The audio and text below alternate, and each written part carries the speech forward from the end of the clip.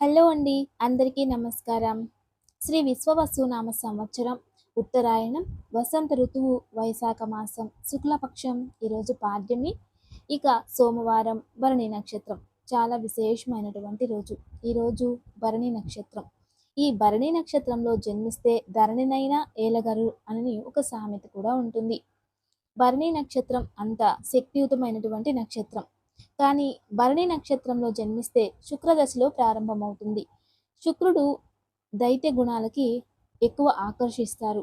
అంటే భరణి నక్షత్రం ఈ శుక్ర మహర్దశలో ప్రారంభమవుతుంది కాబట్టి ఈ దశలో జన్మించిన వారు శుక్రదశ ఉన్న సమయంలో అటువంటి వారుగా ఉంటారని అర్థం. అదే గురుదశ అనుకోండి, మోక్ష మార్గం, భక్తి మార్గాన్ని ఎక్కువగా ఆకర్షిస్తారు. అలా ఒక్కొక్క గ్రహానికి కూడా తనదైన శక్తి, తనదైన పద్ధతి ఉంటుంది. అయితే శుక్రదశలో ఎవరైనా శిశువు జన్మిస్తే ఈ ఎవరైనా సరే పర్టికులర్గా భరణి నక్షత్రం గురించి తెలుసుకోవాలి అనుకుంటే ఆ నక్షత్రంలో జన్మిస్తే ఏదైనా దోషం ఉందా అంటే మొదటి పాదం శుభం, రెండో పాదంలో జన్మించినా కూడా శుభమే, ఇక మూడో పాదంలో జన్మించిన శుభమే. అంటే తల్లి, తండ్రి, సోదర సోదరులకి శుభం. అయితే నాలుగో పాదంలో జన్మిస్తే ఆ శిశువుకే దోషం అని అర్థం. ఎవరైతే జన్మించి ఉంటారో ఆ శిశువుకే దోషం. అప్పుడు ఆ దోషానికి పరిష్కారం ఏంటి అంటే ఆ దోషానికి 11 మాసాల లోపల చేసుకునే ప్రాయశ్చిత్తం ఉంటుంది. 3 సంవత్సరాల లోపల చేసుకునే ప్రాయశ్చిత్తము ఉంటుంది. 4 సంవత్సరాల్లోపు ఆచరించే ప్రాయశ్చిత్తము ఉంటుంది. అలాగే 5 సంవత్సరాలు, 7 సంవత్సరాలు, 12 సంవత్సరాల లోపు చేసే ప్రాయశ్చిత్తాలు కూడా ఉంటాయి. అంటే ఆడ శిశువు అంటే ఆడపిల్ల జన్మిస్తే 12 సంవత్సరాలలో పుష్పవతి అయిన సమయంలో కూడా ఈ పరిష్కారాల ఆచరణలు అనేవి ఉంటాయి. అదేవిధంగా యజ్ఞోపవీత ధారణకు ముందు ఆచరించే ఒక కృతువులు కూడా ఉంటాయి.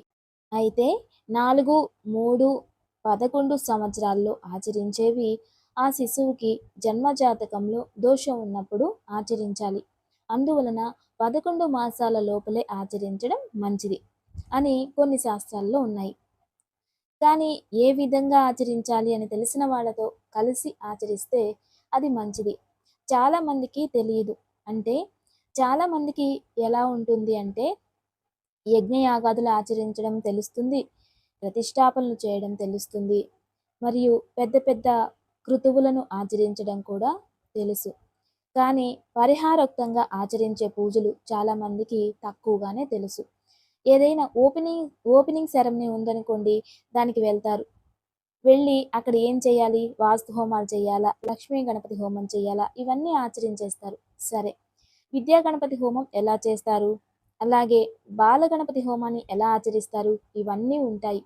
ఏక నక్షత్ర జనన దోష శాంతిని ఎలా ఆచరిస్తారు, తర్వాత త్రిపాది నక్షత్ర జనన దోష, పంచక నక్షత్ర జనన దోషాలు, మారణాంతిక నక్షత్ర జనన దోషాలు, ఇటువంటివి ఎన్నో కృతులు ఉంటాయి.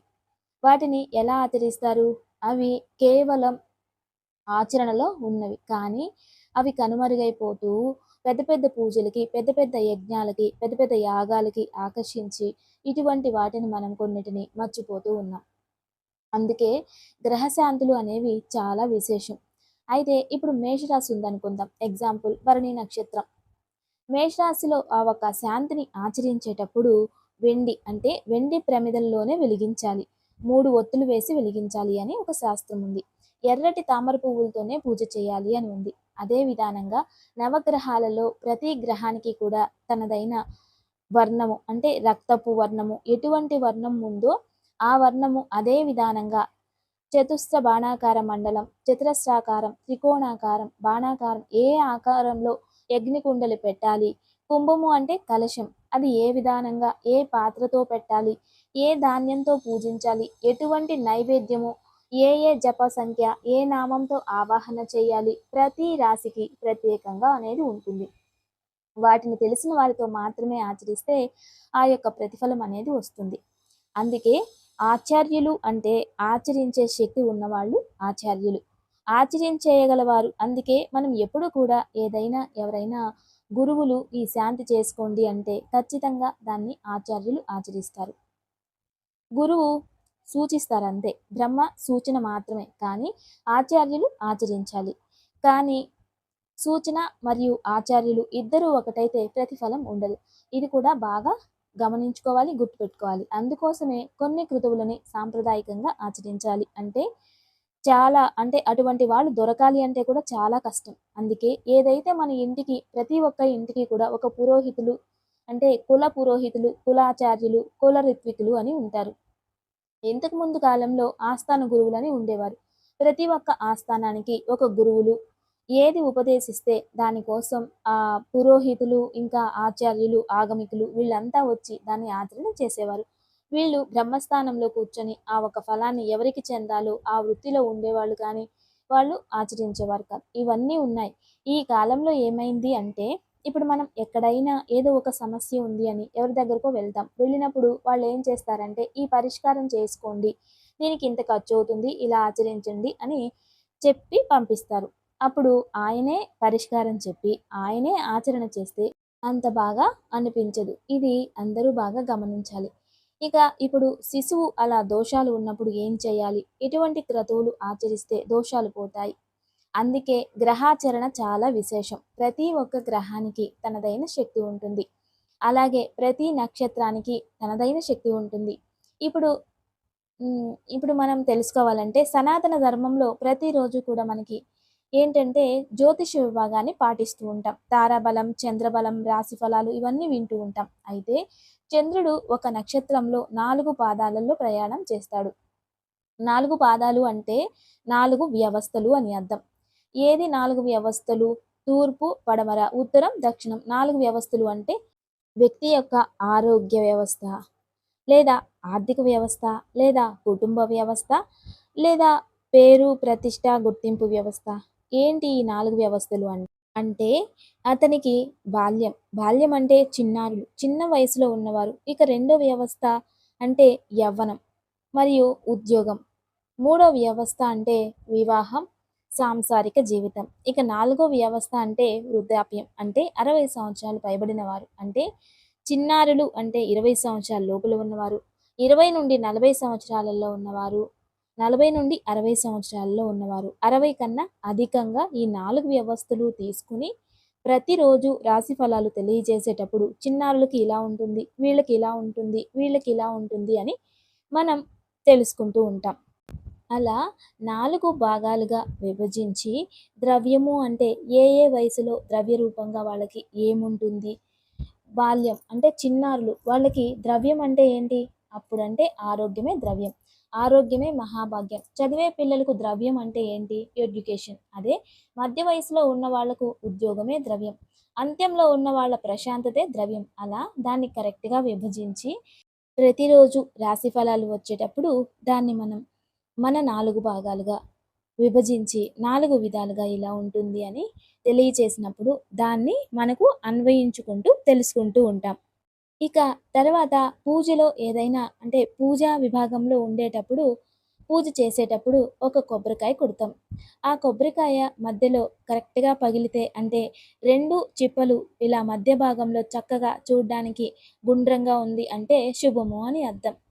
అదే కొబ్బరి గాని ఇలా కొడితే అది నిలువుగా ఇలా పగిలిందనుకోండి, అలా అయితే త్వరలో ఏదో ఇంటికి కొత్త వ్యక్తులు గాని, మీ సంస్థలకి కొత్త వ్యక్తులు గాని, ఇంకొకరు ఎవరో జాయిన్ అవుతారు అని అర్థం. అదే విధానంగా కొత్తగా వివాహమైన వాళ్ళు అది కొడితే కొబ్బరికాయ త్వరలోనే గర్భవతి అవుతారు అనే సూచనలు కూడా ప్రతీకగా ఉంటాయి. అయితే ఇంకొక విధానంగా కొట్టి వెనుకది మాత్రం బాగా ఉండి ముందు 3 చెక్కలు అయిపోయాయి అనుకోండి. దానివల్ల ఏమవుతుందంటే త్వరలోనే ఏవో సమస్యలు వస్తాయి జాగ్రత్త అని సూచించబడుతుంది. అదే విధానంగా కొబ్బరికాయ కుళ్ళిపోయిందనుకోండి, రాబోయే రోజుల్లో ఏవో సమస్యలు వస్తాయి అని అర్థం చేసుకోవాలి. కాబట్టి అలా కుళ్ళిపోయినప్పుడు వెంటనే మనం ఏం చేయాలి అంటే మళ్ళీ ఇంకొక కొబ్బరికాయను సిద్ధం చేసుకొని లేదా అదే రోజు మళ్ళీ వెళ్ళి స్నానం చేసి శుభ్రమైన వస్త్రాలను వేసుకొని మళ్ళీ పాత తిలకాలను తీసేసి కొత్త తిలకాలను వేసుకొని యజ్ఞోపవీతాన్ని సరిచేసుకుని ఇవన్నీ చేసుకుని మళ్ళీ వచ్చి ఇంకో కొబ్బరికాయను కొట్టి దీపాలు వెలిగించి మళ్ళీ శుభ ప్రతిఫలంగా మారుతుంది అవన్నీ కూడా. ఇవన్నీ మన సాంప్రదాయంలో ఉండేవే. అయితే ఈరోజు వైశాఖ మాసం ప్రథమం. వైశాఖ మాసంలో ఎన్ని దోషాలు ఉన్నా దూరం అవ్వడానికి చాలా గొప్ప గొప్ప వ్రతాలు ఉంటాయి. ఈ వైశాఖ మాసం అంటేనే జ్యోతిష్య మాసం అని ముందు నుండి ఒక పేరు కూడా ఉంటుంది. వైశాఖ మాసంలో గురువుల్ని కలిసి వాళ్ళ జాతక చక్రాలను చూపించుకుని దానికి పరిష్కార మార్గాలు ఆచరిస్తే దాని వలన సంవత్సరం అంతా బాగుంటుంది అనే నమ్మకంతో పూర్వం నుండి ఈ సాంప్రదాయం వచ్చింది. అయితే వైశాఖ మాసంలో అక్షయ తృతీయ రాబోయే రోజు వస్తుంది. తృతీయ అక్షయ తృతీయ అని. కాబట్టి అక్షయ తృతీయ రోజు ఎక్కడైనా అక్షయం ఫలం అంటే సముద్ర స్నానం మరియు నదీ స్నానం, దానికన్నా పుణ్యఫలం ఇంకొకటి ఉండదు. ఆ రోజు ఏం చేసినా అక్షయం అవుతుంది అనేది ఒక నానుడి. అయితే కుంభమేళ సమయంలో అందరూ స్నానం చేశారు. అది గ్రహాల తర్వాత అది ఒక సాంప్రదాయం ప్రతీక అయితే ఇది వ్రతం. ఏది అక్షయ తృతీయ అనేది వ్రతం. ఆ రోజు ఎవరైతే నదిలో స్నానం చేస్తారో ఆ పుణ్యఫలం అక్షయం అవుతుంది. కాబట్టి సముద్ర స్నానం చేస్తే ఆ పుణ్యఫలం అక్షయం అవుతుంది. కాబట్టి పుణ్యకార్యాలు ఆచరిస్తే అది అత్యంత అనుకూలంగా ఉంటుంది. అయితే ఈ సంవత్సరంలో బుధవారం అక్షయ తృతీయ వచ్చింది. అక్షయ తృతీయ బుధవారమే రావడానికి ఆ రోజు మనం ఏం చేస్తే మన జీవితం బాగుంటుంది అనేది మనం రేపు తెలుసుకుందాం. ఎందుకంటే రేపు మంగళవారం ఆచరించడానికి సమయం ఉంటుంది, చక్కగా తెలుసుకోవచ్చు. అయితే ఈరోజు మనందరూ కూడా మంత్రబలంలో విశేషంగా ఈరోజు సోమవారం కలిసి వచ్చింది. భరణి నక్షత్రం, యమదేవత. ఈరోజు మనం అందరం కూడా విశేషంగా ఉమామహేశ్వరుల నామస్మరణ చేయాలి. పార్వతీ పరమేశ్వరులు, హరిహరులు. ఈరోజు మనం అందరం కూడా ఓం హరిహరాయ నమః అనే విష్ణు మరియు శివశక్తిని నామస్మరణ చేసి వాళ్ళ ఆశీస్సులు పొంది అంతర్గత బహిరంగంగా అంటే అంతరంగంలో బహిరంగంలో కూడా ఆ మంత్రస్నానం చేసి శుద్ధి పొందుతాం. మనకి కూడా ప్రశాంతత అనేది ఉంటుంది. మరియు మీకు ధైర్యము, జ్ఞానము ప్రాప్తిస్తుంది. కాబట్టి అందరూ కూడా మంత్రబలంలో భాగంగా ఓం హరిహరాయ నమః, ఓం హరిహరాయ నమః, ఓం హరిహరాయ నమః అనే నామాన్ని జపించాలి. ఈరోజు భరణి నక్షత్రం నిత్య నక్షత్రం. ఈరోజు నిత్య నక్షత్రం భరణి నక్షత్రం. ఇక ఏ నక్షత్రం వారికి ఎలా ఉంటుందో తెలుసుకుందాం. అశ్విని మఖ మూల నక్షత్రం వారికి సంపత్తార శ్రేష్టమైన రోజు. కష్టపడితే ఏదైనా ప్రాప్తిస్తుంది. ఇక భరణి పుబ్బ పూర్వాషాఢ నక్షత్రం వారికి జన్మతార. ఆరోగ్య సమస్యలు ఉంటాయి, జాగ్రత్త వహించడం మంచిది. కృతిక ఉత్తరాషాఢ నక్షత్రం వారికి పరమమిత్రతార. ఈరోజు శ్రేష్టమైన రోజు, ఉపయోగం చేసుకోండి. ఇక రోహిణి హస్త శ్రవణ నక్షత్రం వారికి మిత్రతార. ఈరోజు శుభకరమైన రోజు. మీరు కష్టపడితే ఖచ్చితంగా దానికి తగినట్టుగా ప్రతిఫలం లభిస్తుంది, ఉపయోగం చేసుకోండి. ఇక మృగశిర చిత్త ధనిష్ట నక్షత్రం వారికి నైధన తార. ఇది అత్యంత అశుభమైన కాస్త అశుభమైన నక్షత్రం. కాస్త జాగ్రత్త వహించడం చాలా మంచిది. ఇక ఆరుద్ర స్వాతి శతభిష నక్షత్రం వారికి సాధక తార. ఈరోజు మీరు ఏదైనా కష్టపడితే అసాధ్యం కూడా సాధ్యమవుతుంది, ఉపయోగం చేసుకోండి. ఇక పునర్వసు విశాఖ పూర్వ భాద్రపద వీరికి ప్రత్యక్తార. కొంచెం మానసికంగా ఏదైనా బాధలు వస్తూ ఉంటాయి, జాగ్రత్త పడండి. ఇక పుష్యమి అనురాధ ఉత్తర భాద్రపద నక్షత్రం వారికి క్షేమతార. ఈరోజు చాలా విశేషమైనటువంటి రోజు. మీరు ఏదైనా కష్టపడితే ఈరోజు ఖచ్చితంగా ప్రతిఫలం అనేది ఉంటుంది. ఈరోజు అన్నీ కూడా మీ ఫేవర్గా ఉంటాయి, ప్రయత్నించండి. ఇక ఆశ్లేష జ్యేష్ఠ రేవతి నక్షత్రం వారికి విపత్తార. ఈరోజు ఆపదలు అధికంగా ఉంటాయి, ఆలోచించి నిర్ణయం తీసుకోవడం మంచిది. ఇక దివ్య పూజ. రేపు మంగళవారం చాలా విశేషమైనటువంటి రోజు. రేపు ఉదయాన్నే దుర్గాదేవి ముందు ఎర్రటి పుష్పాలతో పూజించి కొంచెం కందిపప్పుని ఒక ఆకుపై వేసి దానిపై ఒక మట్టి ప్రమిద పెట్టి 2 ఒత్తులు వేసి పూజ రుణ విమోచక స్తోత్రం చదివిన, అమ్మవారికి విశేషంగా పూజించిన జాతక చక్రంలో కుజదోషం తగ్గుతుంది. మరియు కుజ రుణ విమోచక స్తోత్రం చదవడం వలన ఆరోగ్యం ప్రాప్తిస్తుంది. దివ్యమైన యోగక్షేమం. ఈరోజు విశేషంగా గణపతిని పూజించాలి. దూర్వ గణపతి అంటే విశేషంగా ఈరోజు గణపతికి గరికతో 21 గరిక పెట్టి ఓం గం గణపతియే నమః అని 21 సార్లు ప్రార్థించి గణపతిని నమస్కరించడం వలన ఖచ్చితంగా మనకి ఎన్నో శుభ ప్రతిఫలాలు. విశేషంగా పిల్లల కోసం ఈరోజు గణపతిని ప్రత్యేకంగా పూజించండి. దాని వలన పిల్లలకి జ్ఞాన వృద్ధి అవుతుంది. ఏదైనా పనులు ప్రారంభిస్తూ ఉంటాం, వాటిలో విఘ్నాలు ఏదైనా ఏర్పడుతూ ఉంటే ఈరోజు ప్రత్యేకంగా గణపతిని పూజించినట్లయితే ఆ విఘ్నాలు దూరం అవుతాయి. నమస్తే. Thanks for watching.